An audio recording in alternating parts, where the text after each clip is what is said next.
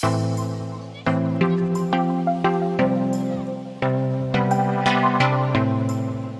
information in this video is so important to understand. I believe that people don't know this information until they're either obese or overweight or have diabetes, okay? So the more people that know this, the better, so please make sure you share this video with somebody, okay? I feel so passionately about helping people. This video will help you to change your lifestyle because you're gonna be educated in an area where not everyone is educated in and doesn't quite understand. So I'm gonna prop you up, okay, and explain to you everything with my little whiteboard. So when you eat easily digested carbohydrates, they are so easily digested, so small, that they enter into the stomach, and the stomach doesn't have to do much, and they spike the blood sugar level, enters the bloodstream,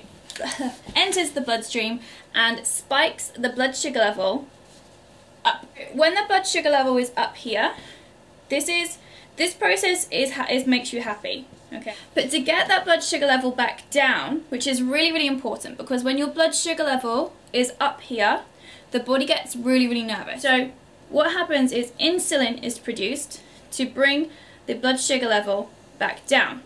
Okay? So when you have easily digested carbohydrates that are high on the GI scale, your blood sugar level is spiked more quickly than if you were to have lower GI carbohydrates or fats or proteins, okay? So remember I said that when your blood sugar level is up here, your body gets really, really nervous, and insulin is produced to bring your blood sugar level back down, okay? So when your blood sugar level is back down here, the body is happy, but you are not, okay? Because this process, this crashing process, doesn't feel good. Here, your body feels happy because when you have high blood sugar, the body produces serotonin, which is like a happy hormone. So you feel really, really happy, but then you have this crash and downfall. So if your blood sugar level was to stay up and not come back down, that is called diabetes, okay? So your body produces insulin to make sure that the blood sugar level comes down again, okay? Hence the crash. So when this happens, the way back down, you get low energy, you feel irritable, okay? This doesn't feel good, okay? So what do we want to do? We want to do this all again. Is a vicious cycle. You don't want to keep doing this, okay? You want to keep your blood sugar level consistent. But when you start your morning with sugary things like sugary cereals, toast, processed carbohydrates like Pop-Tarts, or anything that is fast releasing into the bloodstream very, very early on in the day, this happens very, very quickly, and I call this the mid-morning sugar slump with lots of my clients. I always ask them, do you feel like you've got really low energy at like 10, 11 o'clock? But that's because you're having this crash back down, okay? So when you're spiking your blood sugar level with all of those foods in the morning, you're going to end up wanting to do this all day. Okay, so what's really, really important to know is this crash is cravings. This is I want donuts, I want the biscuits from the meeting room. You know, this is your craving, okay? This is your blood sugar level crashing, and it makes it very difficult to manage and resist things when you have these continuous blood sugar level spikes. This is your, I want chocolate, I want donuts, I want a muffin, I want cake and crisps, and these are your cravings, okay? So this causes craving.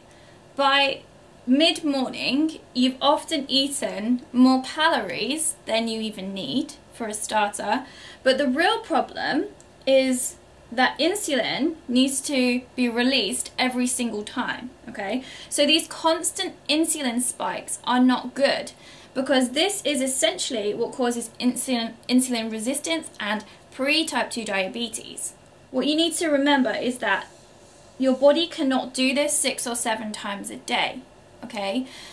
The beta cells in your pancreas will stop working, they will have enough, and when they have enough, you will be diabetic. What happens if we have a protein or high fat source in the morning as opposed to these easily digestive sugary carbohydrates? You're not going to get this big spike in blood sugar level and therefore this big crash when insulin is produced, okay? You're not going to keep going through this cycle, okay? So you're going to keep your blood sugar level consistent. You've got to balance out the omega-3 and omega-6s. So omega-3 fish oil helps. This is a supplement that I recommend all the time. So omega-3 fish oil is great for regulating blood sugar level, but you need to help it, okay? You need to help this process. Your muscles deplete of glycogen, okay? So they need this sugar the most. They need the sugar the most when you have exercised. So this is a vicious cycle for somebody who's not exercising. But we can readily utilize the sugar and the carbohydrates post-workout, because post-workout your muscles are depleted of glycogen and they can use it most, which is why carbohydrates are best utilized post-workout. If you continue to do this to drive sugar into the body where it doesn't need to be used, then you will gain excess fat. Okay, so it's really important that you look at your sugar and you think about your blood sugar levels, specifically in the morning, because if you're getting cravings mid-morning, it's likely that your breakfast could be changed a little bit.